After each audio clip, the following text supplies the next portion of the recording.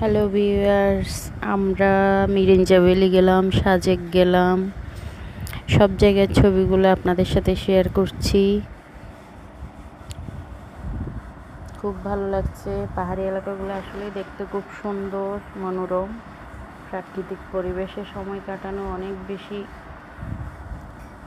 আনন্দদায়ক। আসলে সাজেক 0 পয়েন্টেও গেলাম। তারপর লোসাই গ্রামের ছবি আপনাদের সাথে শেয়ার করছি।